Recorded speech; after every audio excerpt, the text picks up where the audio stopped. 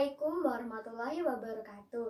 Selamat pagi anak-anak. Kembali lagi bersama saya Deka Melia Runtika dari Pendidikan Biologi Universitas Jember Angkatan 2017. Nah, bagaimana kabarnya anak-anak pada pagi hari ini? Semoga tetap sehat dan tetap bersemangat.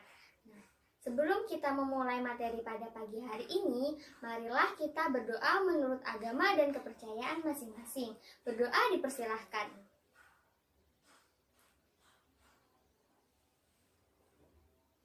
Berdoa selesai. Sebelum kita mempelajari materi pada pagi hari ini, Ibu ada beberapa pertanyaan.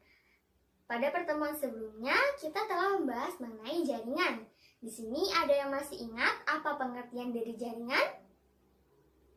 Ya, jaringan adalah sekumpulan dari sel-sel yang memiliki bentuk, struktur, serta fungsi yang sama.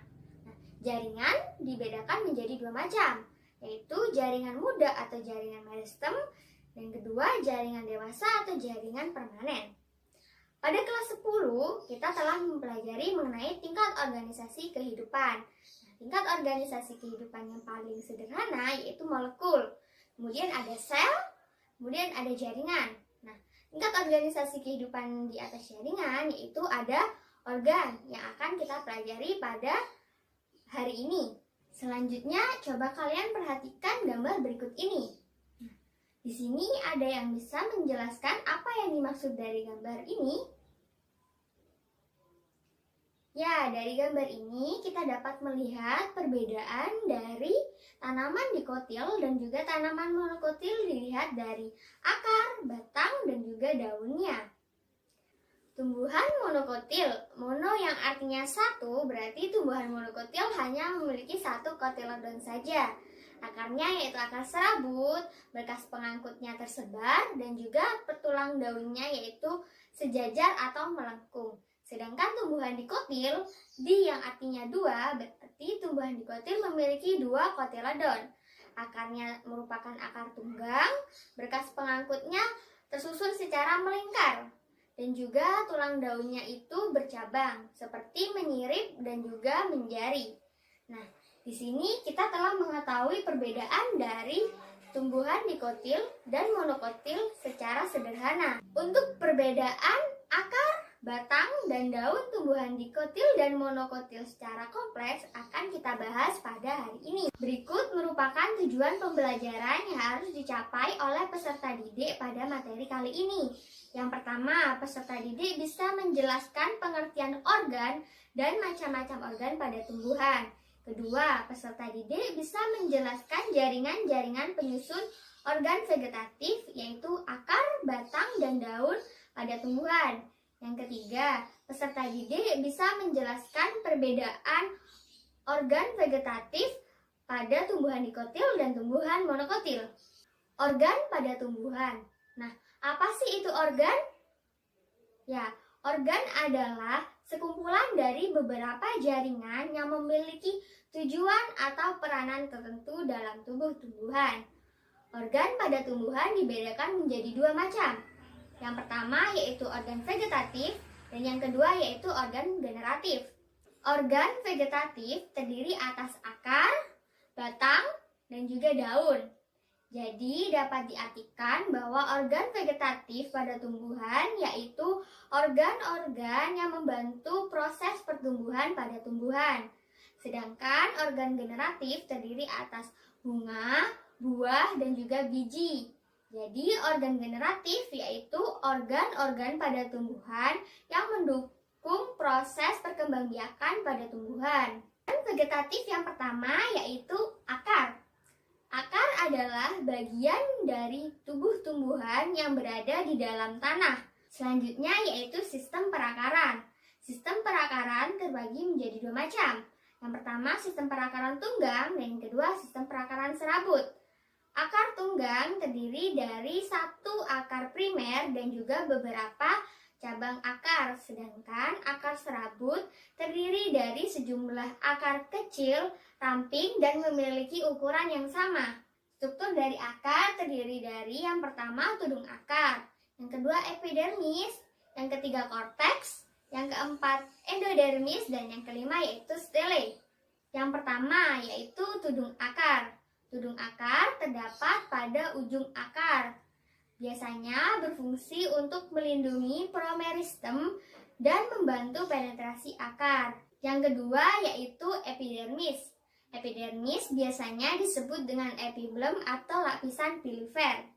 Epidermis tersusun atas sel-sel yang rapat tanpa ruang antar sel, berdinding sel tipis. Nah, epidermis pada akar termodifikasi menjadi bulu akar yang berfungsi untuk memperluas bidang penyerapan. Epidermis memiliki fungsi untuk pelindung dan penerus air ke dalam akar. Yang ketiga yaitu korteks. Korteks memiliki dinding sel yang tipis, terletak di antara lapisan epidermis dan stele. Pada korteks terdapat sel-sel parenkim yang biasanya mengandung karbohidrat atau kristal. Lapisan luar korteks disebut dengan eksodermis, sedangkan lapisan dalam korteks tersusun rapat tanpa ruang antar sel yang disebut dengan endodermis. Yang keempat yaitu endodermis. Endodermis terdiri dari satu lapis sel yang memiliki bentuk dan fungsi yang berbeda dari sel-sel yang ada di sekitarnya. Nah, dinding sel endodermis mengalami penebalan suberin yang disebut dengan pita Kaspari. Sedangkan bagian dinding sel endodermis yang tidak mengalami penebalan disebut dengan sel penerus. Yang kelima yaitu stele. Stele merupakan bagian tengah dari akar yang terletak di sebelah dalam endodermis. Stele terdiri dari perisikel, berkas pengangkut, dan juga parenkim. Berkas pengangkut pada stele terdiri dari floem dan juga xilem. Nah, ampulur merupakan sel-sel parenkim yang berada di tengah stele. Selanjutnya yaitu perbedaan akar dikotil dan juga akar monokotil. Yang pertama dilihat dari sistem perakarannya. Pada tumbuhan monokotil memiliki sistem perakaran serabut, sedangkan pada tumbuhan dikotil memiliki sistem perakaran tunggal. Selanjutnya dilihat dari xilem dan floemnya. Xilem dan floem akar monokotil terletak berselang-seling, sedangkan pada akar dikotil xilem berada di tengah floem yang mengelilinginya. Kemudian dilihat dari empulurnya. Empulur pada akar monokotil itu luas, berada di pusat akar. Sedangkan empulur pada tumbuhan dikotil itu sempit atau bahkan tidak ada. Organ vegetatif yang kedua yaitu batang.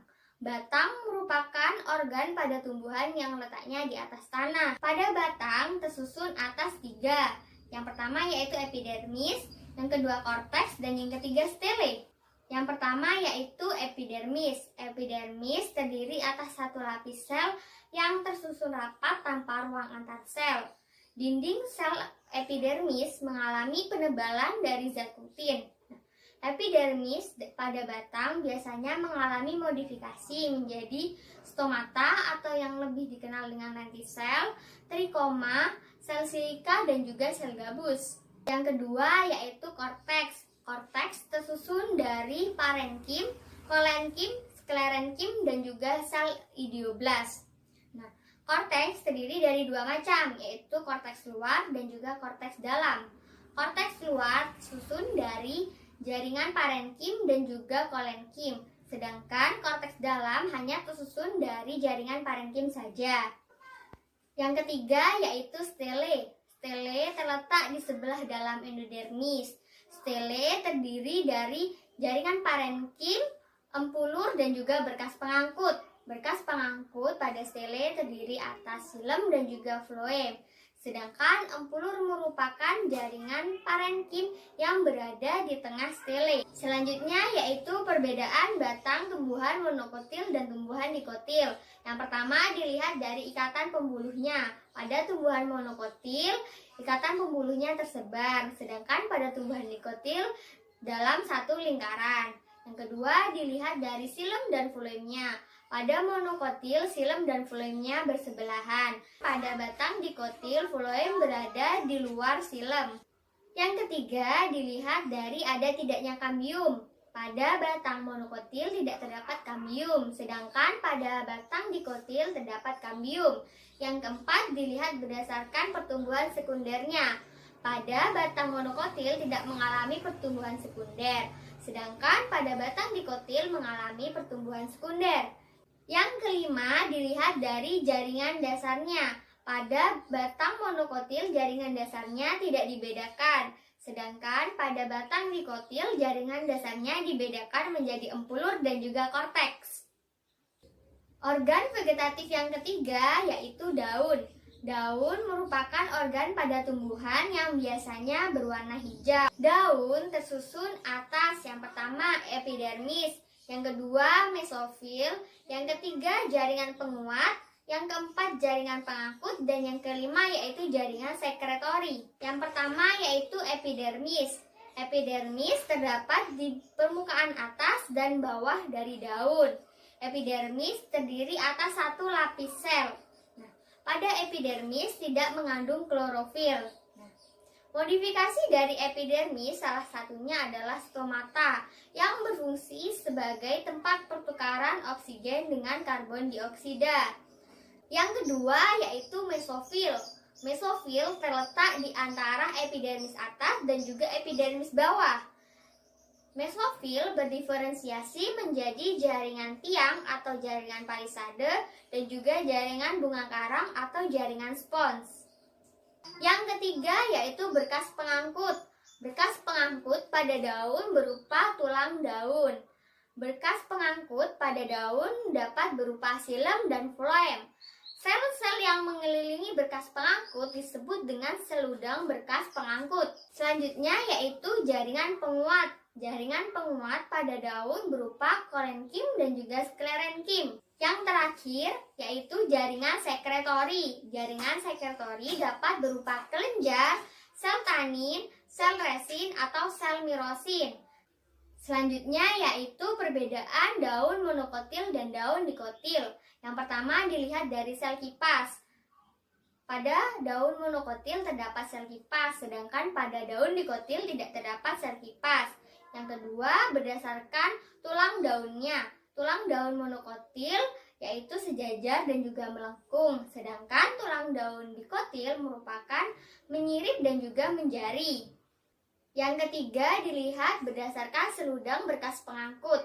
Pada daun monokotil, seludang berkas pengangkut tersusun atas sklerenkim, sedangkan pada daun dikotil tersusun atas korenkim. Yang keempat dilihat berdasarkan jaringan mesofilnya. Pada daun monokotil, jaringan mesofilnya tidak berdiferensiasi, sedangkan pada daun dikotil, jaringan mesofilnya berdiferensiasi. Kelima, dilihat berdasarkan tipe daunnya. Tipe daun monokotil yaitu isobilateral, sedangkan tipe daun dikotil yaitu dorsiventral. Yang keenam, dilihat berdasarkan tipe stomatanya.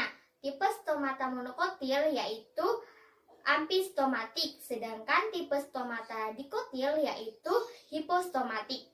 Nah, sekian materi mengenai organ vegetatif pada tumbuhan dikotil dan tumbuhan monokotil. Pada materi berikutnya, kita akan mempelajari mengenai organ generatif pada tumbuhan. Semoga materi yang telah kita pelajari hari ini dapat bermanfaat, dan apabila saya ada salah kata, saya mohon maaf. Saya akhiri pembelajaran pada pagi hari ini. Wassalamualaikum warahmatullahi wabarakatuh.